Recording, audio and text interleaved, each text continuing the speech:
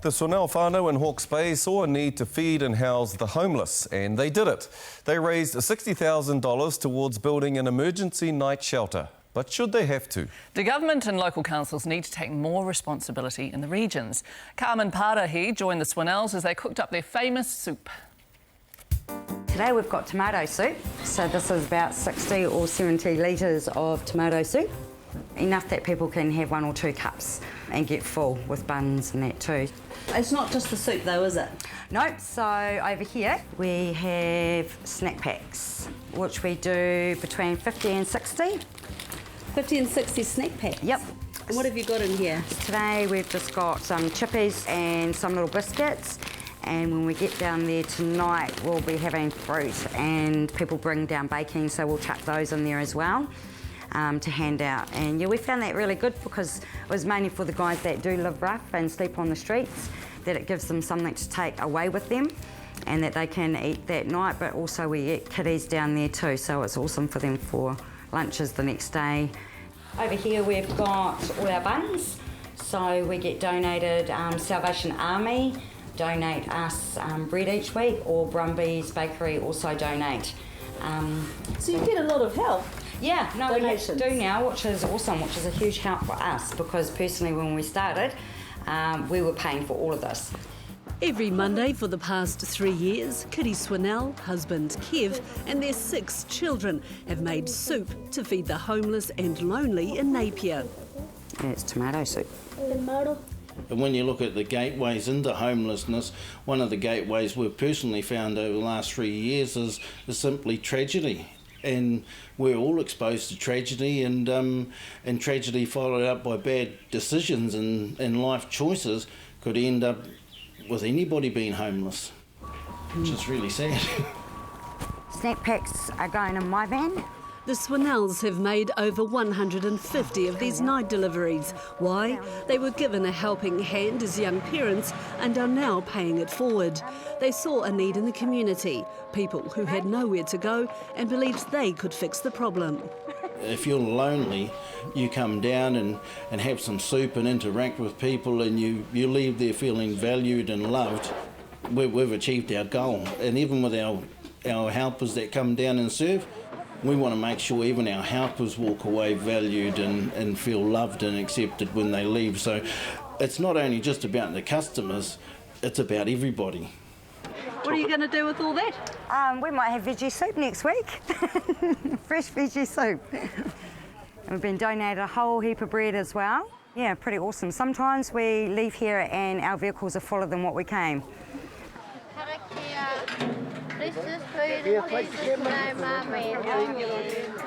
3 years ago, there were about 20 people sleeping on the street. Now there are just 2 or 3 who the Swannells say will never stop roughing it. They won't turn anyone away, homeless or not. There you are.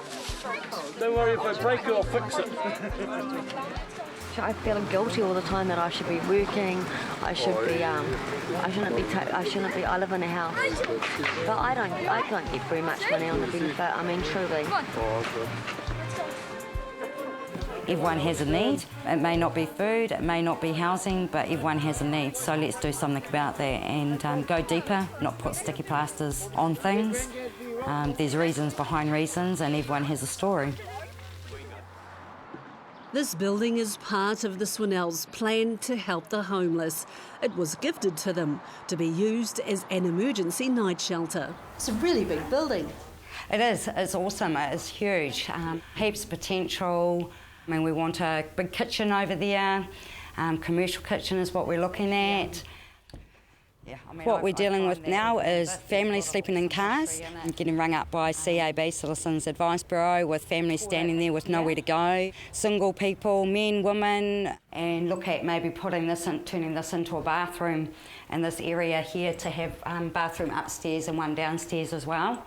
We've got a lot of safety things to put into place to make all that safe. This is all the top floor. We could easily do a couple of bedrooms up here, 2, 3, 4 even. I sort of personally imagine up here being like a family room that's separated. Maybe even having a little bit of a family lounge up here as well.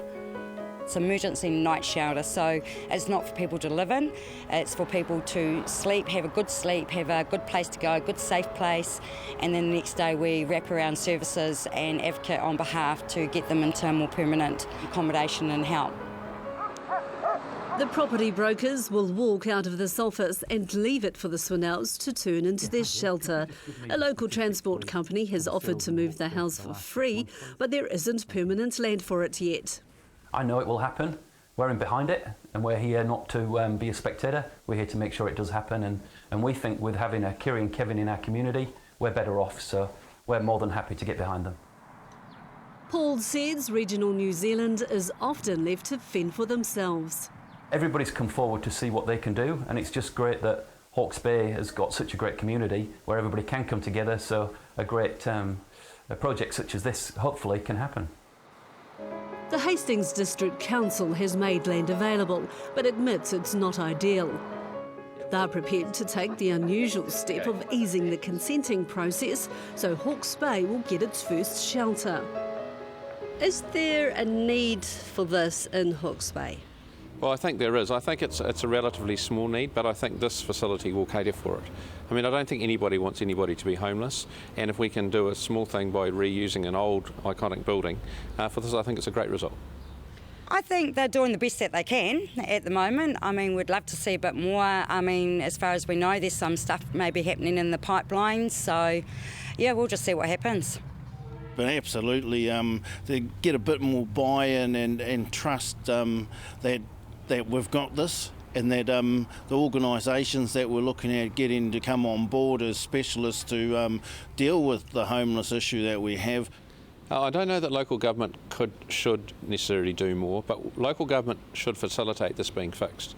Ultimately, it's a central government responsibility how people are on our streets, but sometimes, you know, people sitting in Wellington don't always see it, and locals come up with solutions. So the Swannells and Hawke's Bay are doing exactly that, and we'll support them.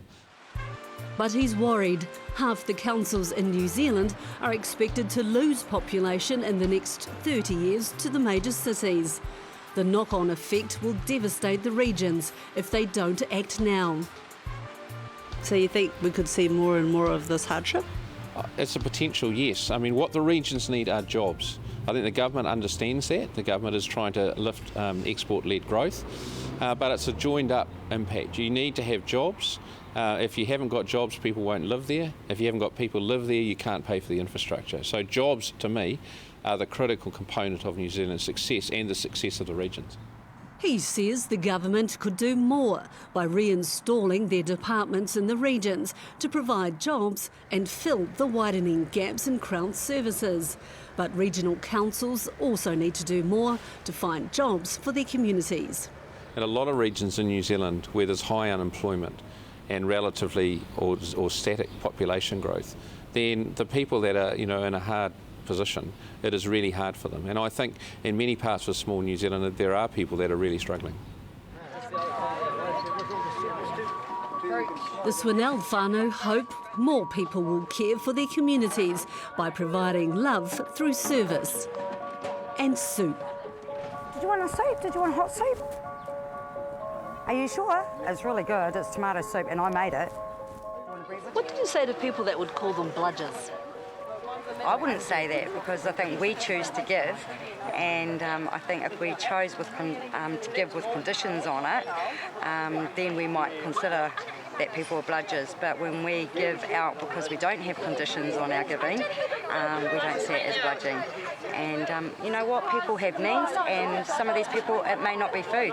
It may be friendship, it may be to socialise, it may be to hang out, it may be to have fun, because sometimes we have fun, and that too. So I don't think people can bludge love when we're choosing to give that either.